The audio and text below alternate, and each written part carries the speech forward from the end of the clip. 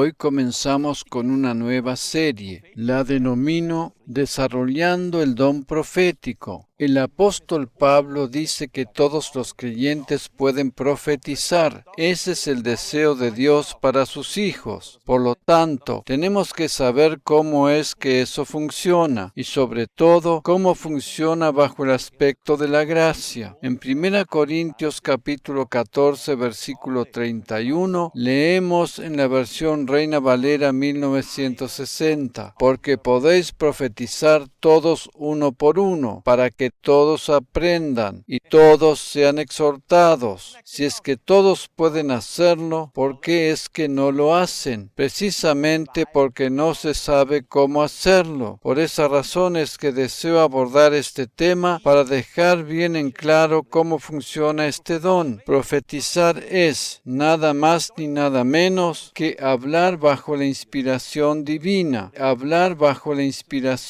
divina. Cada día de nuestra vida necesitamos recibir la inspiración de lo alto. Cada vez que medito para preparar un mensaje o enseñanza, le pido al Señor inspiración fresca.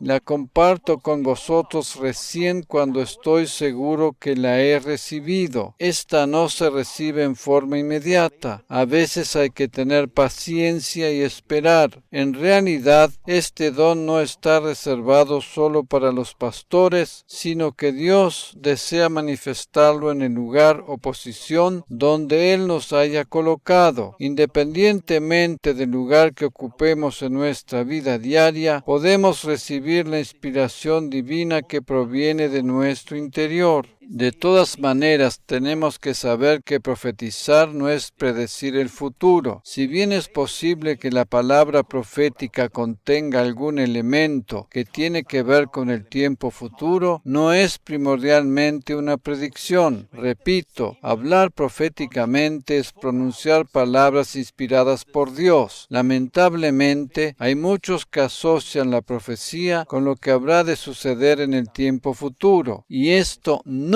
es así. Es más, el hecho de que podamos hablar proféticamente no nos convierte en profetas. El profeta propiamente dicho es aquel que ocupa ese ministerio, mientras que la palabra profética es uno de los dones del Espíritu Santo. Para dar una palabra profética no se necesita estar en ese ministerio. El versículo de Isaías 54 nos muestra lo que es una palabra profética en forma práctica. Leemos de la versión Biblia de las Américas: el Señor Dios me ha dado lengua de discípulo, para que yo sepa sostener con una palabra al fatigado. Mañana tras mañana me despierta mi oído para escuchar como los discípulos. Biblia de las Américas. Es interesante tener en cuenta que la palabra que aquí se traduce como discípulo es el término hebreo limud, que significa literalmente instruido o sabio. Eso no quiere decir que cuando estás dando una palabra profética y hablando por medio de la inspiración divina, te sientas superior a los demás,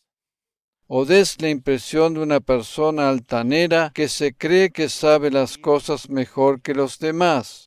Dar una palabra profética a otra persona no quiere decir que le estés tratando de enseñar algo porque lo sabes mejor. Mantente siempre con una actitud humilde y no te olvides nunca que eres un discípulo del Señor. Partiendo de la base de una actitud correcta, cuando hablas por inspiración divina, estás hablando palabras sabias. Dicho de otra manera, aquel que profetiza habla palabras sabias. Eso quiere decir que aquel que profetiza tiene respuestas y respuestas sabias para aquellos que buscan consejo y ayuda. A menudo es posible que la misma persona que profetiza se sorprenda por las respuestas que salen de su propia boca. Precisamente esta es una señal de que dichas palabras provienen de la inspiración divina y no tienen su origen en el intelecto humano. La palabra palabra profética tiene como finalidad principal la edificación y el fortalecimiento de otras personas. Dios ama a su iglesia y su deseo es confortar al rebaño. La Biblia nos dice que cuando Daniel estaba orando, envió a su ángel con un mensaje para confortarlo. En Daniel capítulo 10, versículo 19, leemos: y me dijo: no temas, hombre muy estimado, la paz sea contigo, sé fuerte y esfuérzate. Cuando habló conmigo recobré las fuerzas y dije: hable mi Señor, porque me has fortalecido. Biblia de las Américas. La primera cosa que le dijo es que no tuviera temor y luego le dijo que era muy amado. Es así que son palabras reconfortantes, ¿verdad? Dios no nos dice simplemente que somos amados, sino que somos muy amados. Amén. Hay que tener en cuenta también que en pasajes como este, en que la Biblia se refiere al hombre, habla en términos genéricos. Por lo tanto, la mujer está también incluida. Naturalmente que hay otros pasajes donde directamente le habla al hombre o a la mujer de manera particular y específica, pero hay un término espiritual que se refiere al ser humano en general. Dios le dice esto tanto al hombre como a la mujer. Debido a que Dios ama profundamente a sus hijos, es que les ministra por medio de la palabra profética. Vamos a considerar ahora el pasaje de 1 Corintios 14, 5, donde encontramos lo siguiente: yo quisiera que todos hablarais en lenguas, pero aún más, que profetizarais, pues el que profetiza es superior al que habla en lenguas, a menos de que las interprete para que la iglesia reciba edificación. Biblia de las Américas. Como podemos observar aquí, el apóstol Pablo menciona el hablar en lenguas y luego el profetizar. Hay muchos que, al leer este pasaje, entienden que hay que elegir entre lo uno o lo otro, pero esta no es la interpretación más apropiada. Para que puedan comprender mejor lo que estoy tratando de explicar, vamos a considerar este pasaje en detalle. El original griego, idioma en el cual fue escrito el Nuevo Testamento, utiliza aquí el término maion, que significa literalmente en un grado mayor o más bien mejor. Esto implica un aumento o incremento. Al comienzo habíamos hablado de desarrollar el don profético, ¿verdad? Precisamente el desarrollo implica un aumento o crecimiento. En la frase aún más que profetizarais del versículo que acabamos de considerar, encontramos otra palabra griega muy interesante, y esta es gina, que significa literalmente al fin de que, esto es, denotando el propósito o el resultado. Por lo tanto, podríamos parafrasear este versículo de la siguiente manera: yo quisiera que todos hablarais en lenguas y que la práctica de este don vaya en aumento con el propósito de profetizar. Repito, yo quisiera que todos hablarais en lenguas y que la práctica de este don vaya en aumento con el propósito de profetizar. Por tanto, no se trata de una elección entre hablar en lenguas o profetizar, sino mucho más. Hablar en lenguas con el propósito de profetizar. Eso quiere decir que Dios nos ha otorgado el don de lenguas para que aprendamos a profetizar. El don de lenguas y su consiguiente interpretación eran los únicos dones espirituales que no estaban manifestados en el Antiguo Testamento, puesto que estos dones fueron diseñados por Dios para el nuevo pacto. En enseñanzas anteriores habíamos visto que ciertos dones se manifestaban de una manera más especial en determinadas dispensaciones o periodos de tiempo. Por ejemplo, se encuentran más milagros en el Antiguo Testamento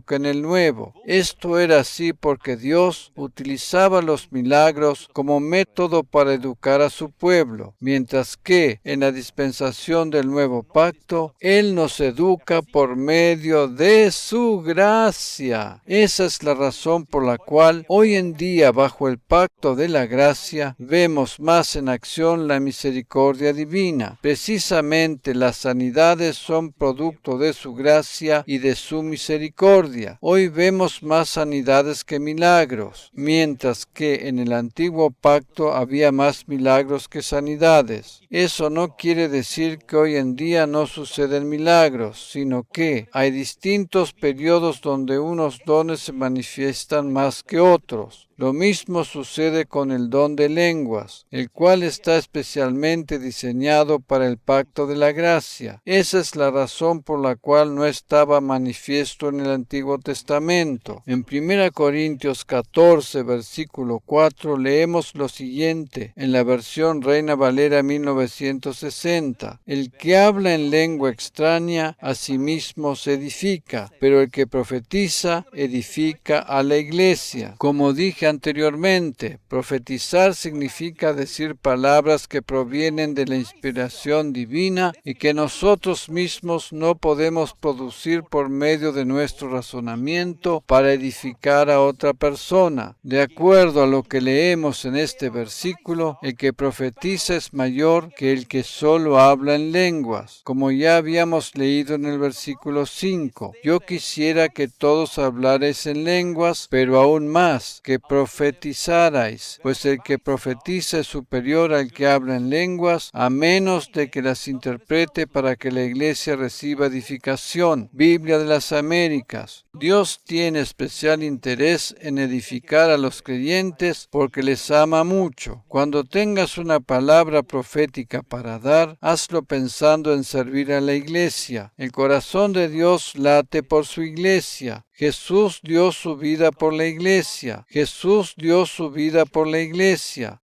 Cuando recibimos una palabra profética de parte de Dios, no la damos con el propósito de satisfacer al pastor o al liderazgo, sino para edificar a la iglesia. En realidad, todo lo que hacemos por la iglesia lo hacemos para Dios. Él ama a su iglesia y desea que ésta sea edificada. ¿Recuerdas lo que Dios le dijo a Saulo, quien luego llegó a ser el apóstol Pablo cuando perseguía a la iglesia y mataba a los cristianos? En Hechos capítulo 9, versículo 4 leemos, y cayendo en tierra oyó una voz que le decía, Saulo, Saulo, ¿por qué me persigues? Reina Valera 1960. Dios consideró el ataque a la iglesia como un ataque contra él mismo. Dios y la iglesia son inseparables. Por lo tanto, no podemos ponernos en contra de la iglesia. Si bien es cierto que hay muchos que no quieren tener nada que ver con una iglesia, a raíz de malas experiencias en el pasado, no es bueno estar sin ella. Si esa es tu experiencia personal, te invito a hacer un nuevo comienzo en otro lugar, pero de ninguna manera que la abandones. En 1 Corintios capítulo 12, versículo 31, el apóstol Pablo nos dice lo siguiente, procurad pues los dones mejores, mas yo os muestro un camino aún más excelente. Ese camino más excelente es el amor divino, el ágape, descrito en el capítulo 13. En realidad, el amor divino no suplanta los dones, sino que indica la forma en que estos deben manifestarse. El que da palabra profética lo hace con amor y siempre con el propósito de edificar. Es interesante notar que el capítulo 13, el cual nos habla del amor divino, está ubicado entre los dos capítulos que se refieren a los dones espirituales. Esto nos muestra claramente de qué manera deben manifestarse los dones. Hay quienes sostienen que hoy en día los dones espirituales no tienen más ninguna relevancia y que se han acabado con los apóstoles del Nuevo Testamento, pero esto no es así de ninguna manera. Por el contrario, el amor divino no reemplaza los dones, sino que esta es la manera en que estos deben ser practicados. Continuaremos en la próxima enseñanza. Amén.